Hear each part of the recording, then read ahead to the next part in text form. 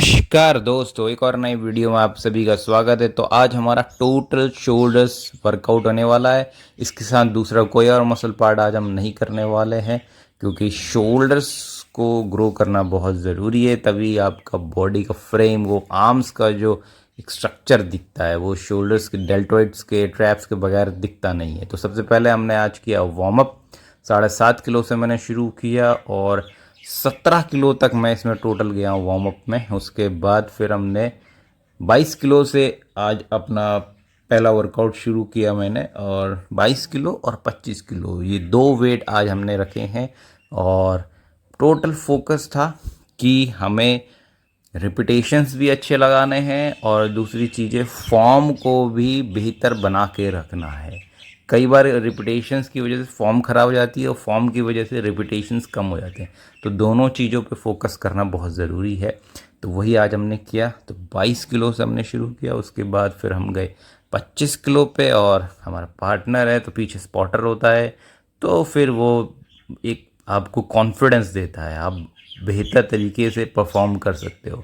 जैसे कि ये 25 किलो का डंबल है, तो इससे मैंने करीबन 12 रिपीटेशंस मैंने इससे बड़े आसानी से निकाले। मैंने प्लान मेरा था 27 किलो तक जाने का, लेकिन फिर मैं रुक गया। कई बार क्या होता है कि जो आपको लगता है कि हाँ ये इससे आगे हम जा सकते हैं, वहाँ पे आपको रुकना होता है और ये देखना होता है कि जो वेट हम उठा रहे हैं वो कितना हैवी है और उससे हम रिपीटेशंस कितना लगा रहे हैं, और इससे आगे जाएंगे तो फिर वहाँ पे हम कितना रिपीटेशंस लगा। अगर चेस्ट की बात होती है तो 2-3 रिपीटेशंस चलता है, लेकिन अगर शोल्डर्स आप कर रहे हो तो फिर वहाँ पे 2-3 रिपीटेशंस से कुछ होगा नहीं।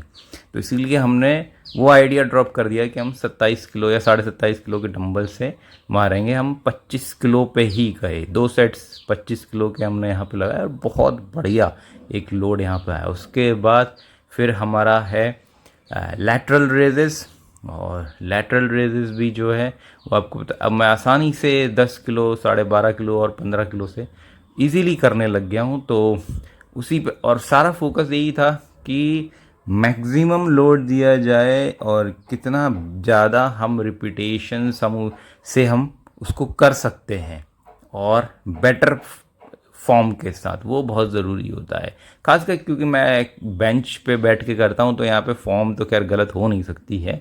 और हकीकत में मुझे तो बहुत इफ़ेक्टिव लगता है ये तरीका अपने डेल्टॉइड्स को ग्रो करने का। और उसके बाद फिर हमारा है रेयर डेल्ट, और रेयर डेल्ट में आप देखिए कितना बेहतर मेरा बैक पीछे से निकल के आ रहा है, खासकर जो डबल बाइसेप्स का और जो हमारा जो डेल्टॉइड्स है, रेयर डेल्ट्स है, उसका जो पूरा निकल के आ रहा है ना, वो मतलब दिल खुश हो जाता है। मतलब लगता है कि हाँ भाई यार मेहनत कर रहे हैं तो वो रिजल्ट ला के दे रहा है। फिर हमारा है अपराइट मूवमेंट, और हम बेसिकली फ्रंट जो ट्रैप्स है इसके लिए इसको कर रहे हैं अपराइट मूवमेंट, और मुझे बहुत इफ़ेक्टिव लगती है अपने ट्रैप्स के लिए। इसमें हम फ्रंट शक्स भी कर सकते हैं, लेकिन वो मेरे फिर एल्बो में लेके आता है लोड, इसलिए मैं उसे ज़्यादा प्रेफर नहीं करता। फिर हमने किया है बैक, हमारा जो ट्रैप्स होता है, और बेसिकली जो हमारे बैक को खूबसूरत बनाता है ना, तो उसमें रेम्बॉइड का एरिया, ऊपर से ट्रैप्स जब जाते हैं ना, उसका खूबसूरती अलग है। तो दोस्तों आज के लिए इतना ही। लाइक शेयर सब्सक्राइब करना ना भूलें। मिलते हैं कल आपसे एक और नई वीडियो।